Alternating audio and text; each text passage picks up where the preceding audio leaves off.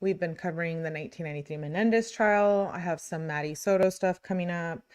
A lot of stuff. So make sure you check it out. And I have the previous Diddy indictments as well. So factual allegations. In 2005, plaintiff was a 10-year-old boy interested in becoming an actor and or rapper. Plaintiff lived in the Los Angeles area and used his proximity to the entertainment industry to secure several acting roles and part in a music video. To help their son's burgeoning career, plaintiff's parents found and hired an industry consultant through an internet ad. The consultant recommended that the family visit New York City to meet with people in the music industry. Plaintiff and his parents flew to New York in and around the summer of 2005 and stayed in a hotel across Madison Square Garden. While in New York, the plaintiff and his parents met with numerous people within the music industry, and plaintiff participated in a photo shoot for a magazine as well. During the trip, plaintiff's consultant arranged a meeting with the defendant 𝐁𝐻 for an audition. 𝐁𝐻 indicated that he wanted to meet with plaintiff alone first prior meeting the family. The consultant, without plaintiff's parents, took the plaintiff to the purported audition at a hotel in the same general vicinity as the plaintiff's own hotel. The consultant brought plaintiffs to 𝐁𝐻's room, but left him with 𝐁𝐻 and told the plaintiff that she would be back later. Plaintiff recalls other people in the room or area, but he did not know who any of the people were. Plaintiff performed several rap songs for 𝐁𝐻. 𝐁𝐻 complimented plaintiff on his rapping and told plaintiff that he could make him a star. Diddy then asked plaintiff how badly he wanted us to be a star and what the plaintiff would do to be one. Plaintiff responded, as might any 10-year-old child would, is that he would do quote unquote anything. At this point, one of the other people present gave plaintiff a soda, which he drank. After drinking the soda, the plaintiff began to feel a little funny, but initially thought it was because he was happy at that moment. Based on information and belief, 𝐁𝐻, by him or through his agents or employees, previously laced the drink with substances, including but not limited to GHB or ecstasy.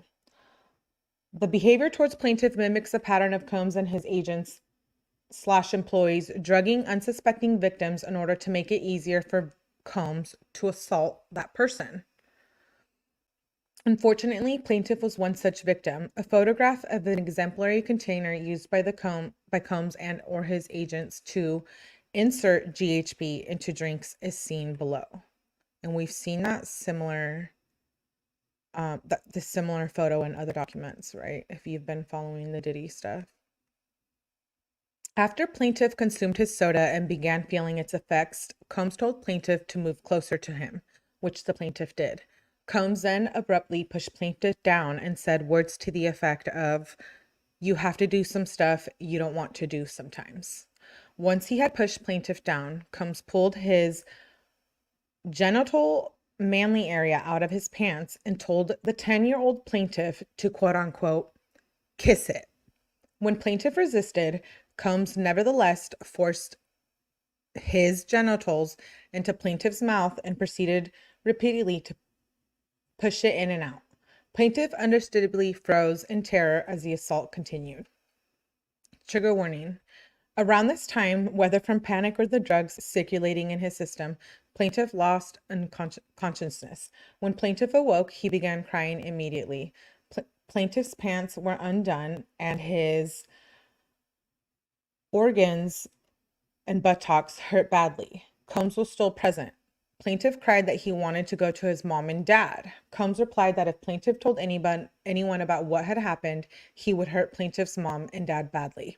When the consultant came back to get him, she noticed that the plaintiff was badly shaken and asked him what was wrong. Plaintiff told her that only he wanted to go back to his mom and dad. Upon plaintiff's return, his parents immediately noticed that he was lethargic and acting differently. Although plaintiff ultimately told his parents what happened, plaintiff and his parents were terrified of the potential consequences of reporting this assault. Plaintiff experienced a significant impact from 𝐁𝐻's assault of him at such an early age. Plaintiff has suffered and continues to suffer from severe depression and anxiety, which leaves him hopeless and fatigued. When in situations that remind him of the incident, he feels a strong sense of panic. Plaintiff had to be homeschooled because of his behavioral issues that affected his relationships, and many of those issues remain ongoing. He battles fears and night terrors regularly. In short, plaintiff was deprived of a normal childhood and is unable to interact with others and live in a normal life in general due to his encounter with 𝐂𝐚𝐬𝑡𝐻. That's the end of the 10-year-old one filed today, October 28th. Let me check in with you guys. This is brutal. I'm not laughing at this. I'm laughing at what I feel like you guys are probably going off in the comments. Am I wrong? Yeah, see, I knew it. Someone's like, 𝐿, why aren't the parents in jail? See, that's like an iffy thing, I think, right? What do you guys think? Like, should the parents be held accountable? Did they know what was going on? Did they look the other way? It was taboo back then. We're seeing it in so many cases in the true crime world right now. Thanks for being here, 𝐿. I appreciate you. Wow, this is a lot. I'm not surprised at this point, right? His parents are responsible for this. Oh yeah, okay, I missed that comment earlier. Hey, SoCal. Great, Mom. Am I getting that right? Welcome. If I'm not, I'm glad you're here. I know you've been here before. Tipsy Gypsy, I appreciate you. Thank you for gifting a membership. I didn't see who got that, but welcome. I'm working on the membership stuff. Oh, Shaw got it. Shaw. I don't know if Shaw's still here, but well, clearly she is, but she's probably busy. Brutal, that poor baby. Hi, Augie. Good to see you here. Wow, that makes my stomach sick. I know this is tough, you guys, but come on now. Like, we see it all day long. A lot of us have experienced some kind of trauma, right? To some extent, or no? I'm curious.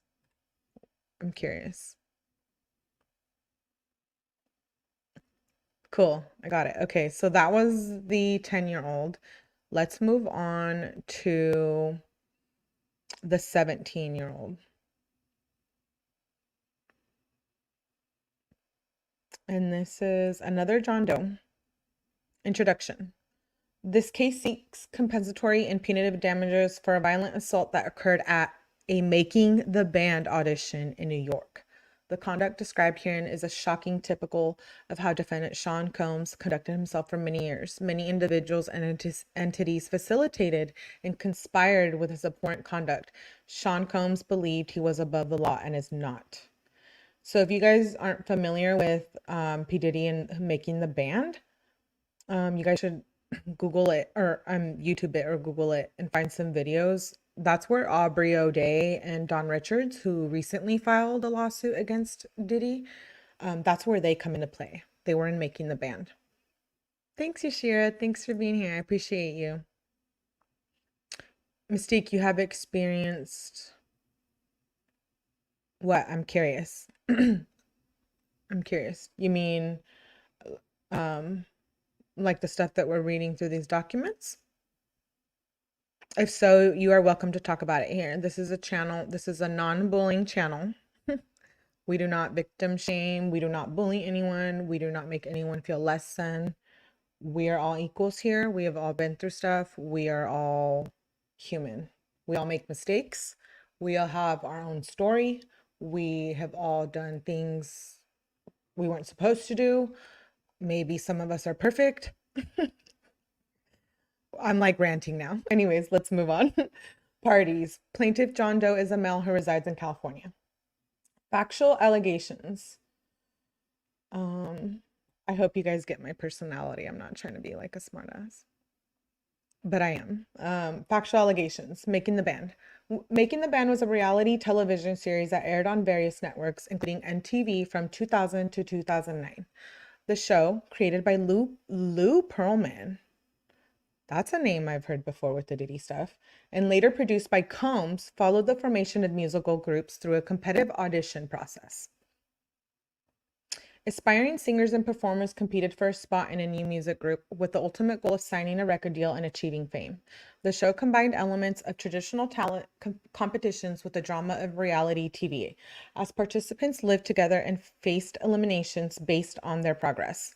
Throughout the series, contestants underwent rigorous challenges, including vocal and dance training, live performances, and personal development tasks, often under the intense scrutiny of industry professionals like Diddy.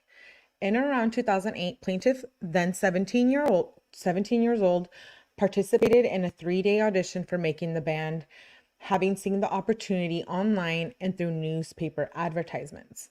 During the audition process, plaintiff advanced to a stage where contestants met individually in private rooms with 𝐂𝐚𝐬𝐿 and his bodyguard. On the first day of the audition, during a one-on-one interview, 𝐂𝐚𝐬𝐿 asked plaintiff hypothetical questions about handling situations involving sexual pressure.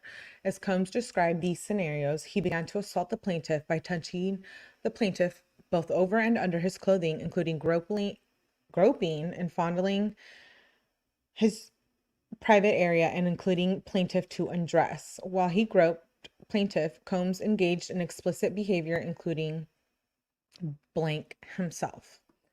Throughout the encounter, 𝐂𝐚𝐬𝐿 emphasized his power to control the plaintiff's future in the music industry, stating that he had the ability to make or break plaintiff's career. On the second day, plaintiff went through a longer interview process.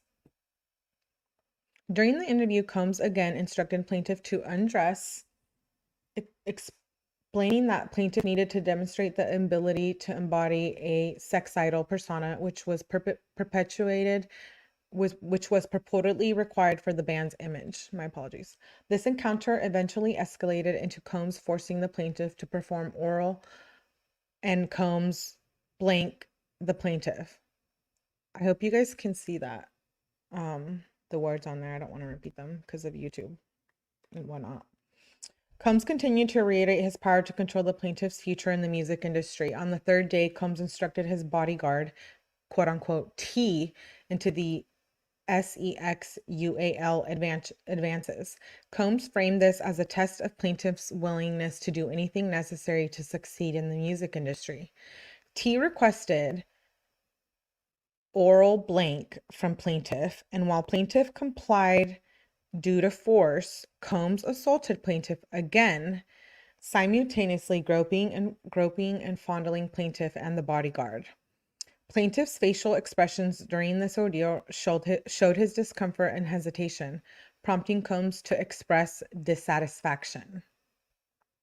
𝐂𝐚𝐬𝐿 stated that the plaintiff's demeanor suggested an intention to report the incidents, and as a result, 𝐂𝐚𝐬𝐿 said he would be keeping an eye on the plaintiff.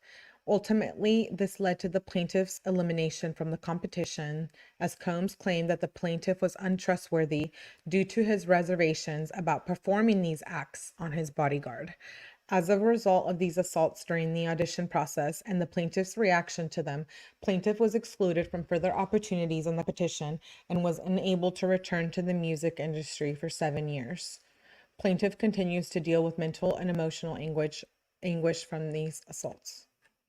Again, this was filed today, and then that was a 17-year-old. Ooh, this is rough. Hey, Emily's. Dismantling Delulu's. Glad you're here. Dasha, hi, baby. Good to see you tonight. That's an inside joke. Okay, we're moving on to one of the documents from the 20th. I didn't review any of those, so we're going to just go through them. I'm not sure if you guys did, but I'm going to share. This one is the 13-year-old. I know. Can we keep up? I don't think so. I can't keep up anymore. I feel like there's so much going on. So let me find this one so I can share it on the screen. Thanks for being here. You guys make sure you hit that like button. Shout out to you guys for being here. We're reviewing the 5 Diddy documents, lawsuits from 10/20, and then we just read the ones from today. So we're getting through these. We're doing it. So this one is from 10/20, and this is a Jane Doe, and this was a 13-year-old. There's a whole Pandora's box that's about to open, and the demons pay for it. All these conspiracy theories look more and more just true, like the stories. Yes, Augie. I agree. We're seeing it in the Menendez brothers trial and now Diddy, right? So I feel like you're right. You're right about that. He just cut a swath, right? Yes, yes, Clark. Right. Okay, so introduction. Defendant Combs drugged and assaulted a 13-year-old girl at a house party. Many others were present but did nothing to stop it. Some participated in it. Combs has been allowed for years to conduct himself in this manner without any consequences. He believes he is above the law and he is not. So this is a plaintiff, Jane Doe, who is a female that resides in Alabama, and this was filed on 10/20. Again, I had not gone through these, so I've just been kind of keeping up with the YouTubes. But since we read the new ones from today, we're going to go through these, so that way when we speak on these, we at least know what's going on. On and around September 7, 2000, plaintiff, then 13 years old, had a friend drop her off at Radio City Music Hall in New York City so she could try to attend the Music Video Awards. Plaintiff arrived at the venue and saw large crowds gathering as artists and entertainers began arriving. As the event began, the crowd moved inside, but plaintiff, without a ticket, remained outside. Determined to get into an after party, she approached several limousine drivers, attempting to talk her way into the VMAs. One of the limousine drivers she spoke to claimed to work for the defendant Combs. He told her that Combs liked younger girls and said she, quote unquote, fit what Diddy was looking for, not allowing her into the awards, but inviting her to an after party. The driver instructed plaintiff to return around 9:30 or 10 p.m., promising to take her to the party. Later that evening, the plaintiff excitedly returned to the driver, who drove her alone in a black limousine with black interior. After approximately 20 minutes, the plaintiff arrived at a large white house with a gated U-shaped driveway. Once inside, two men asked the plaintiff to sign a non-disclosure agreement, informing her that she could not discuss what happened at the party. She gave them her name and signed the form, but did not receive a copy. Inside the house, the plaintiff recognized many celebrities in what appeared to be a living room. Waitstaff carried trays of drink, and loud music played throughout the house. The plaintiff observed widespread substance abuse, including Mary Jane and the white stuff. Plaintiff accepted a drink, a red yellowish mixture that tasted like orange juice. After drinking just one drink, the plaintiff began to feel woozy and lightheaded, making her need to lie down. A photograph of an actual exemplary container used by Combs and or his agents to insert GHB into alcoholic drinks is seen below.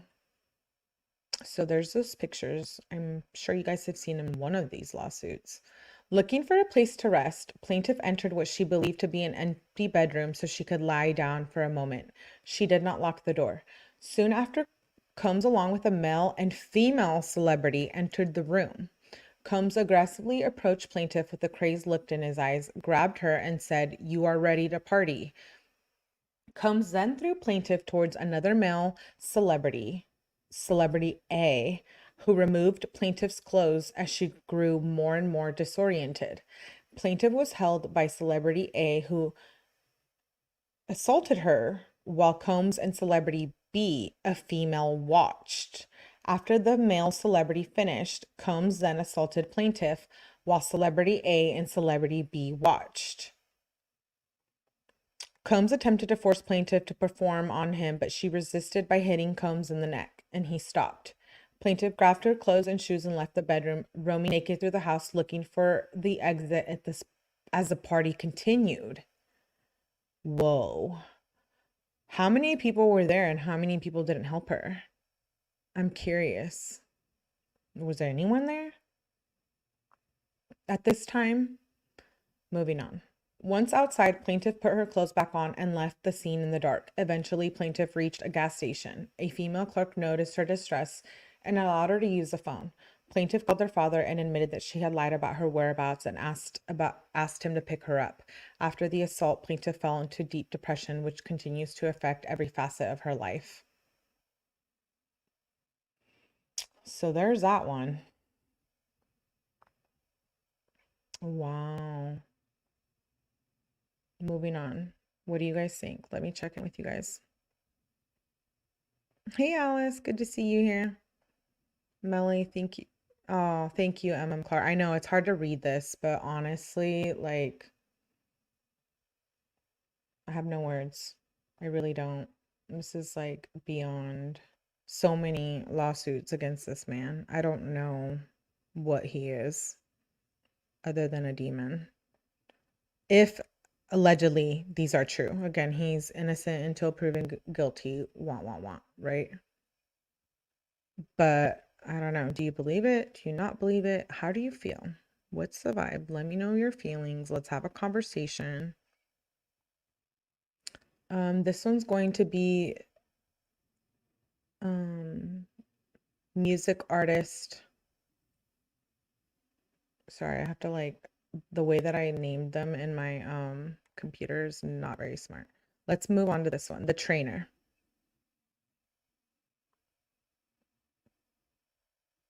And this was also filed on 10/20. It's one of those 5 that I didn't cover. And this is John Doe, 10/20. Putting it up on the screen for you guys. Introduction. Plaintiff was forced to take substances and repeatedly assaulted by defendant Combs and several others, including as of yet unnamed celebrity A. The assaults occurred at a 2022 award show party hosted by defendant Combs in Los Angeles, California. The conduct described herein is shockingly typical of how Sean Combs conducted himself for many years. Many individuals and entities facilitated and participated in this abhorrent conduct.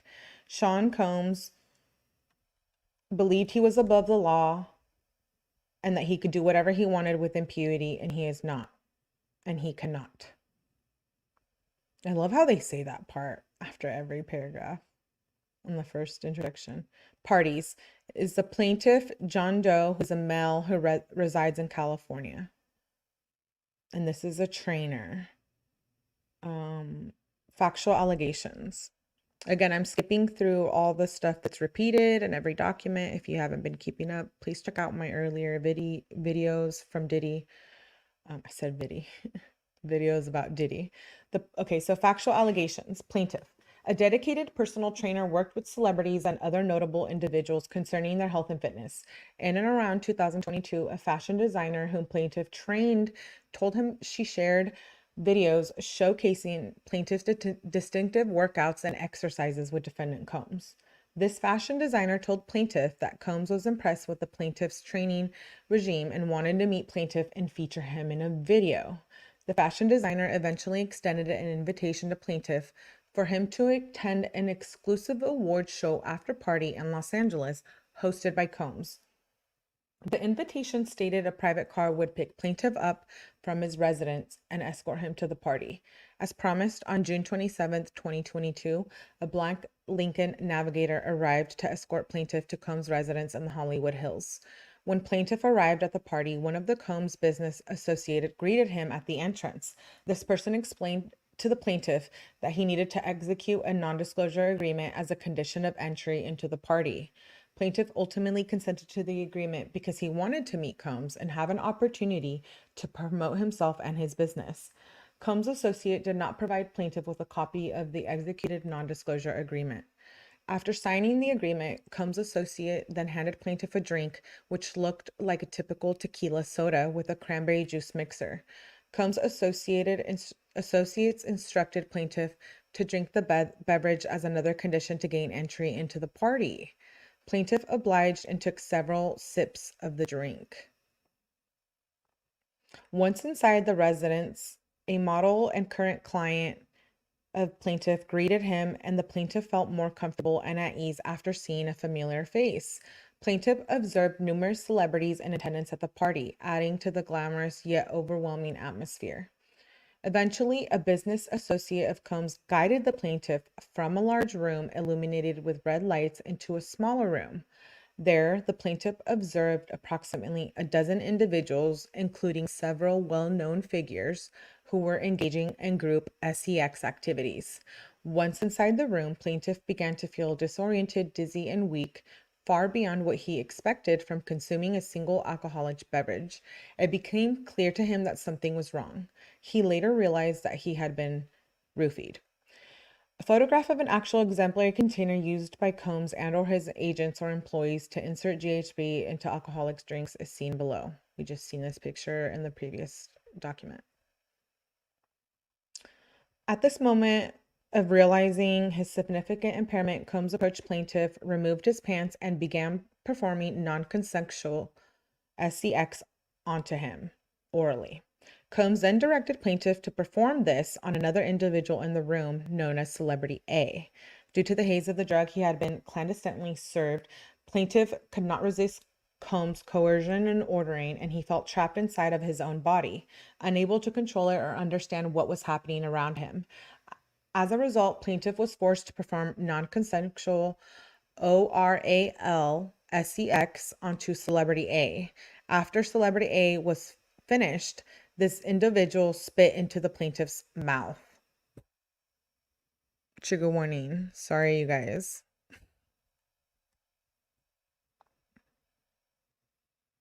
I have Danielle. Welcome. Good to see you here. I have listened to the Biggie stuff. I'm a Biggie fan from the 90s.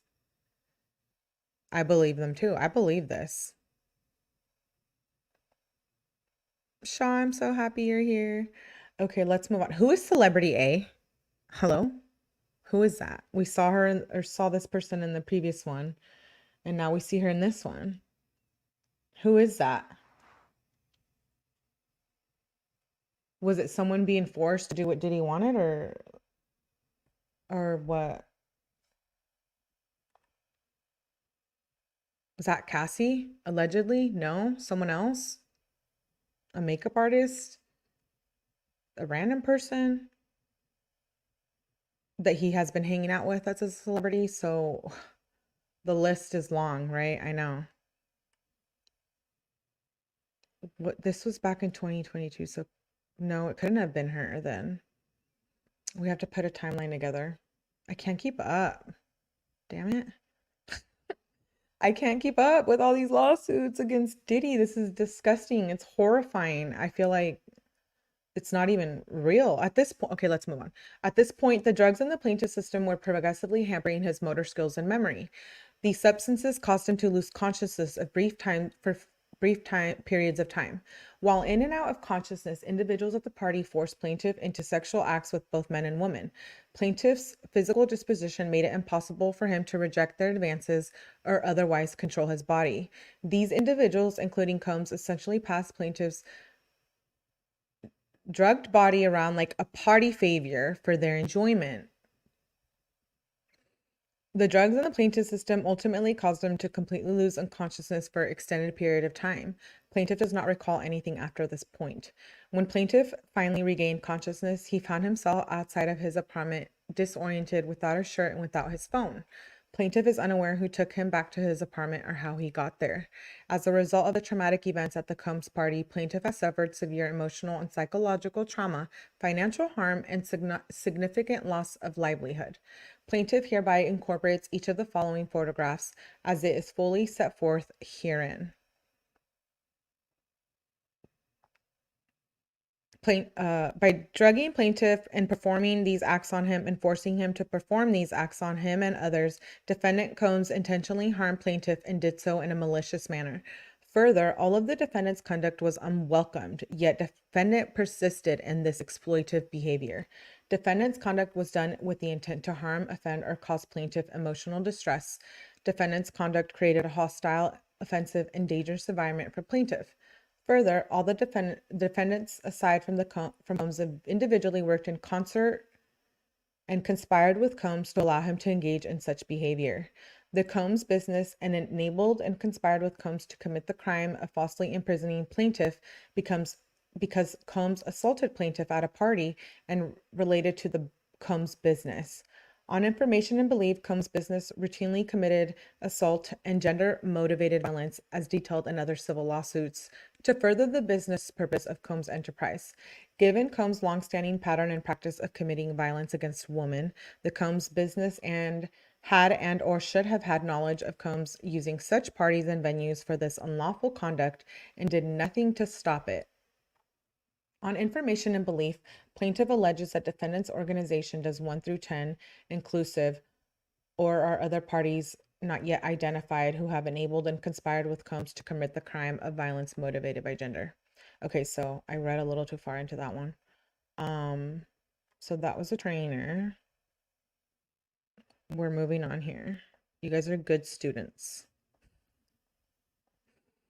We're getting through these lawsuits. Okay, so we have the next one. I know. Are you guys taking notes? This is brutal. So we have 3 more to go over, and these will be pretty quick. I'm just gonna read like I have been reading. Thanks for being here, you guys. We're reviewing the Diddy, we reviewed the 2 Diddy lawsuits from today, and then we're reviewing the 5 from last week. I didn't get a chance to read through them. Hi, Life Artist. Thanks for being here. Appreciate you, as always. Yeah, I know, 𝐿. This is brutal. Okay, so next one. Augie says, I believe all the theories about him are true. Unaliving, grapes. Yeah, pedos. Dirty Rat needs to pay. I believe too. Augie, I do believe a lot of these. For Chihuahua says, I haven't had time to read any of them. Yay! Glad you made it, my friend.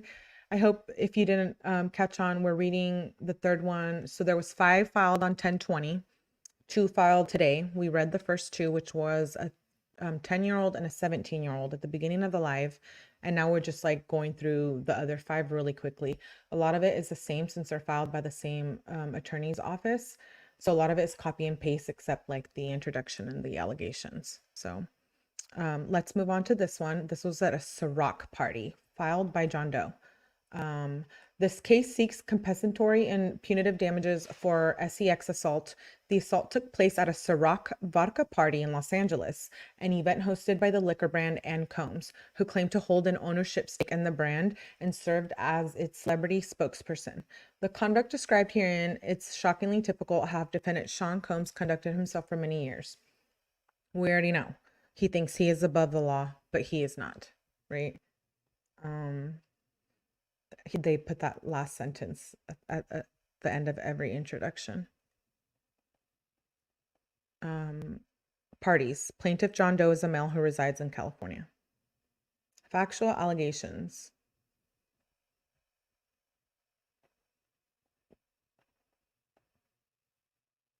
In and around 2022, during a promotional party for the launch of 𝐂𝐚𝐬's Ciroc vodka drink, defendant 𝐂𝐚𝐬's assaulted plaintiff, a businessman from the Los Angeles area and owner of a family business specializing in renting luxury cars and jewelry. Over the previous years, plaintiff has established a relationship with the 𝐂𝐚𝐬's family, 𝐂𝐚𝐬's, who was a customer of his rental business, often renting vehicles or jewelry for himself or those in his entourage. 𝐂𝐚𝐬's personally invited plaintiff to the Ciroc party. Plaintiff accepted based on he and 𝐂𝐚𝐬's past relationship. 𝐂𝐚𝐬's told plaintiff that many other high-profile guests in the music and entertainment business would attend the party. Plaintiff saw the party as an opportunity to further promote himself and his business. Once at the party, plaintiff noticed many high-profile guests. Plaintiff took the photographs below, which shows 𝐂𝐚𝐬's on a couch discussing the Ciroc business with other high-profile individuals. Multiple bottles of 𝐂𝐚𝐬's Ciroc vodka can be seen on the table.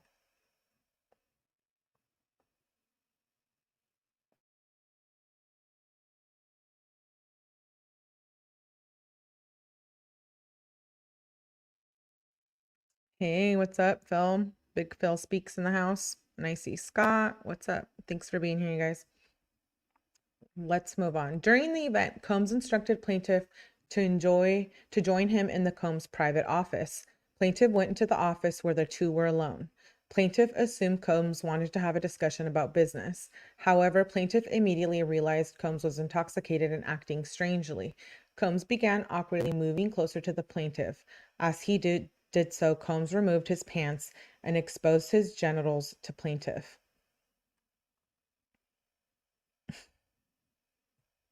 I can't. 𝐂𝐚𝐬𝑡 continued to move closer and then grabbed the plaintiff's genitals through his pants, squeezing them. Plaintiff, shocked and disoriented, frozen momentarily, and did not know how to respond to the weirdly inappropriate advance made by 𝐂𝐚𝐬𝑡. The situation escalated until another individual, professional athlete A, entered the office and intervened and ended 𝐂𝐚𝐬𝑡's assault of the plaintiff. At this moment, plaintiff escaped from 𝐂𝐚𝐬𝑡 and left the office. After escaping the office, plaintiff left the party to return home. To help plaintiff document his encounter, plaintiff took a photograph of the Ciroc vodka 𝐂𝐚𝐬𝑡 gave him at the party that 𝐂𝐚𝐬𝑡 ultimately assaulted the plaintiff. It is shown below. And then there's like a picture of a Ciroc bottle. I'm not trying to be mean, but like anyone can take that picture. I'm not saying this is a lie, but I feel like there could have been a better picture there of something else other than the Ciroc bottle. As a result of this incident, plaintiff has suffered significant emotional distress and trauma. He continues to deal with psychological and emotional consequences of the events that happened in the 𝐂𝐚𝐬𝑡's private office. So that's the Ciroc lawsuit. That one was fairly short. I'm curious what you guys think.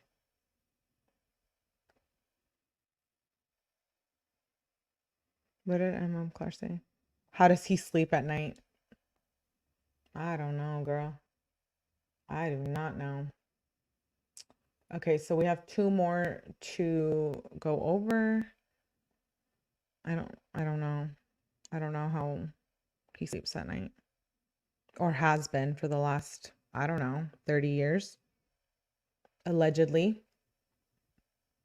I guess he's innocent until proven guilty or whatever they say. I don't know. So we have two more documents to read. We're going to go through these pretty quick. The next one is a Jane Doe, 1020, filed 1020. And this is the introduction. Plaintiff was forcefully intoxicated and assaulted by 𝐂𝐚𝐬𝑡 at a house party in Manhattan hosted by 𝐂𝐚𝐬𝑡. Those in attendance included 𝐂𝐚𝐬𝑡 himself and other celebrities. The conduct described herein is shockingly typical of how defendant Sean Combs conducted himself for many years. Many individuals and entities facilitated and conspired with his abhorrent conduct. Sean Combs believed he is above the law and he is not. So again, the party is a plaintiff, Jane Doe, who is a female that resides in North Carolina. And the allegations are...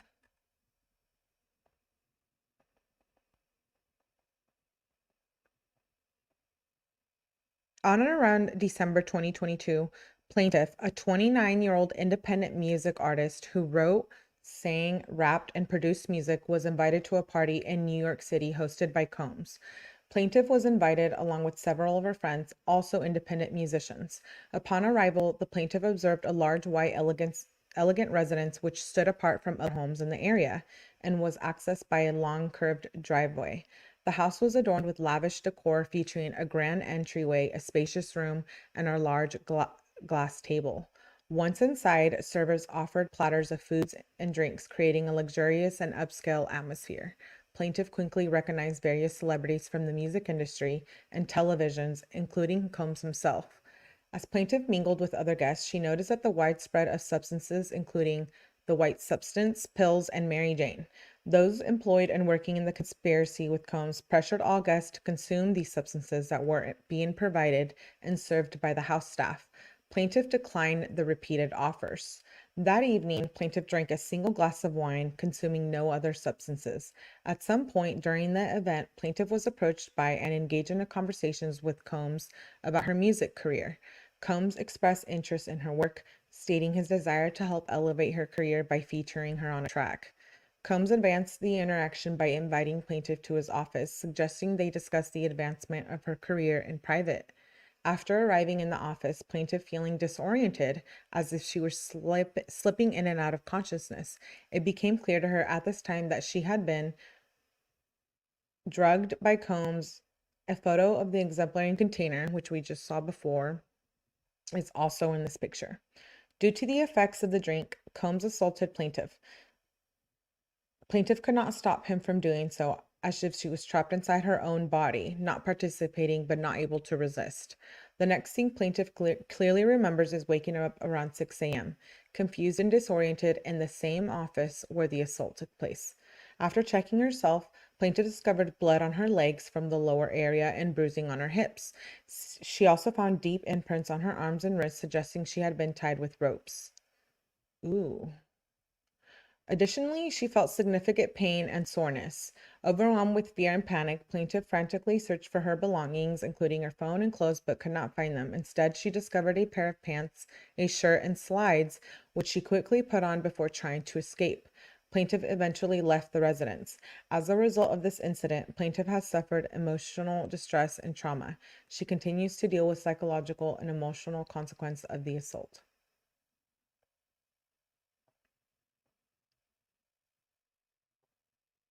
So a few of these lawsuits were around the same time in 2022, right?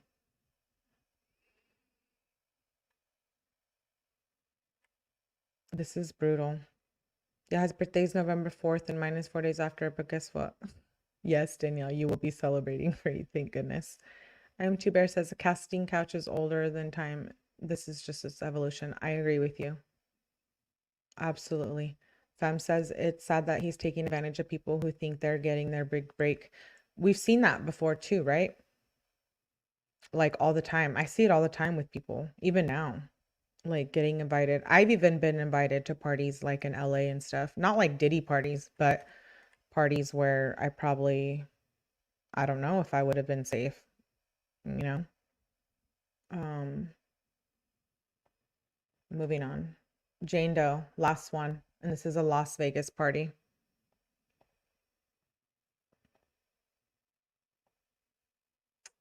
Let me pull it up.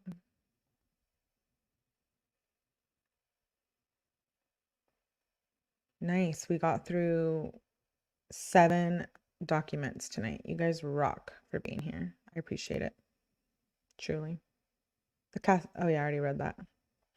I was gonna reread your comment. Okay, last one. Jane Doe. 10/20. Yeah, happy early birthday to you guys in November. It was Danielle Moore, November 4th. Hopefully we're live and we can come here and wish you a happy birthday. Moving on. This is a Las Vegas Jane Doe. Defendant Sean Combs drugged and assaulted the plaintiff. The aggravated assault occurred at one of defendant Sean Combs' frequently held and famous after parties, this time in Las Vegas. The conduct described herein is shockingly typical of how Combs conducted himself. We know he is not the law. Plaintiff Jane Doe is a female who resides in Arizona. So I guess that's a good way if you're keeping track. This one is from Arizona. That's how I was keeping track at first, because I'm like, all these Jane Does and John Does, I couldn't. So their location helps if you're keeping track, or if you can remember the event. Factual allegations. Defendant Sean Combs' infamous Las Vegas party were legendary events known for their exclusivity, extravagant, and a celebrity guest list. These high-profile parties attracted A-list celebrities from across the entertainment, fashion, and business worlds. These events were lavishly decorated, featured live music performances, and boasted top-tier food and beverages. The atmosphere at these parties was one of opulence and luxury, often making headlines for their celebrity guest lists, over-the-top entertainment, and the stunning aesthetics of the event. Many unsuspecting individuals were recruited to attend these parties. Some individuals were recruited in various cities and were paid to fly in to attend these functions. On Memorial Day weekend of 2014, plaintiff and 2 of her friends visited Las Vegas to stay at the Hotel Rio. While there, plaintiff contacted various people she'd met in the entertainment industry in order to find out if any cool events would be taking place. One such contact was an entertainer who identified himself as International Smooth, who plaintiff had met a few years prior at a party in Miami. Plaintiff was never able to ascertain his legal name, but connected him through Instagram using the moniker.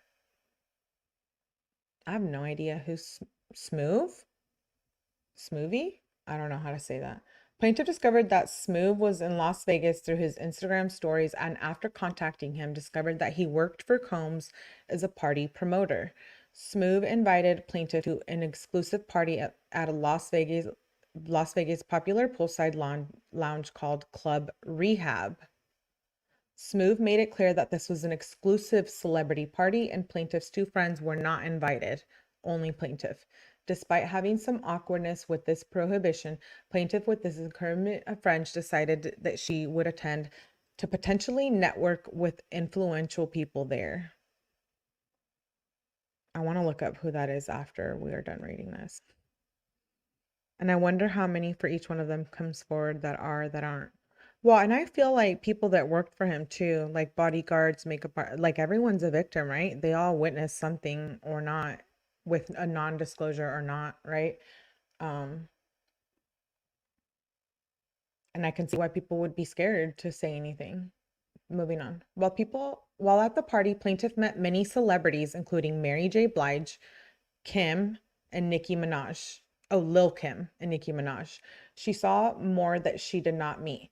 Plaintiff took pictures or videos with many of these celebrities and posted them to her private Instagram page.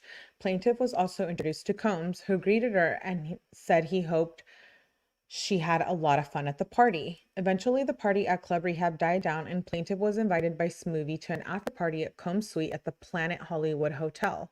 While there, plaintiff spoke to Combs again, and he directed her to a bar area with tens and dozens of open bottles of her Ciroc branded vodka.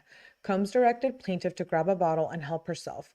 Plaintiff also took videos of Combs at the party and posted them to her Instagram. Stills from the video are shown below. And then it shows stills from a video of Diddy. Plaintiff did as was suggested by Combs and took a few sips of what she thought to be vodka from one of the open bottles. But about 40 minutes after having 1 to 2 drinks from the Ciroc bottle, plaintiff began to feel nauseated and dizzy, slowly losing control of her motor functions. This occurred around 8 p.m. in the evening. And then we see the same picture of the device used to slip GHB into drinks. Plaintiff informed 𝐁𝐮𝐲 that she did not feel well and likely would need to leave the party soon.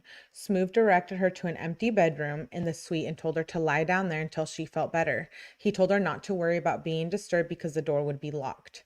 The next thing plaintiff recalls is waking up the following morning feeling very groggy and sore. Her entire body hurt and it felt difficult to move. As soon as she awoke, she saw Combs in the corner of the room, shirtless and yelling loud and with animation at someone over the phone. He was the only person in the room with her, and clear that someone else had been in the bed with her. Out of fear and confusion, plaintiff remained silent and still until Combs left the room and she heard the front door to the suite close.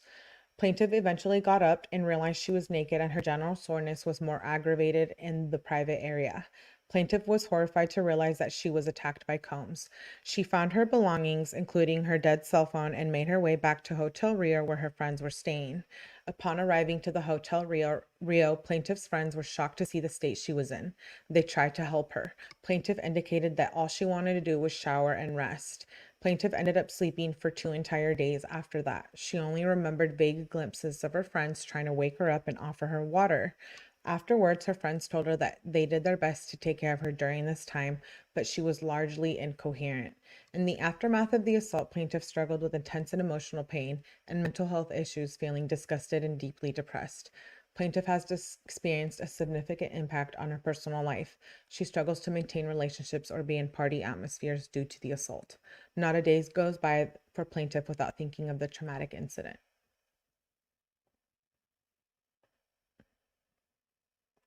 We did it. We got through the Diddy documents, 5 of them from 10/20, 2 of them from today. Yay! What do you guys think? What are you guys thinking? I know, life artists, this is terrible. Again, this is all alleged until he has trial or court. You know, I guess he's innocent until proven guilty.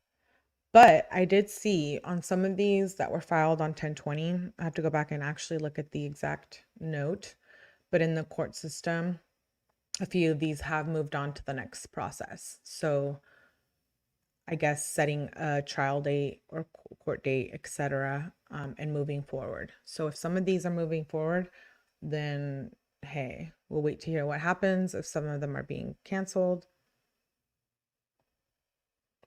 No, you don't, 𝐿. You're fine. I appreciate you. And I appreciate you guys for all being here. We got through these Diddy documents. If you missed the beginning of the live, make sure you go back and replay. We read through the documents that were just dropped today, the 10-year-old and the 17-year-old. So make sure that you go back and check those out. I will be back in a little bit with another live, and I appreciate you guys for being here. Make sure you hit that like button. I like to come on here and review these documents and kind of talk with you guys about them and see what you guys think. And I guess we'll wait to see what else drops for Diddy and or who else decides to file another lawsuit. I know there is a documentary with like people involved with Diddy. So I don't know. I don't know if I'm into that, but we'll see. Thanks, Tipsy. Thanks, Avi, for being here, and Dasha and 𝐿, all of you for being here. I see you in the chat. Make sure you hit that like button, and I will be back maybe in like 30 to 45 minutes with another true crime live. So I hope to see you guys there. And again, thanks for being here, you guys. I'll see you soon.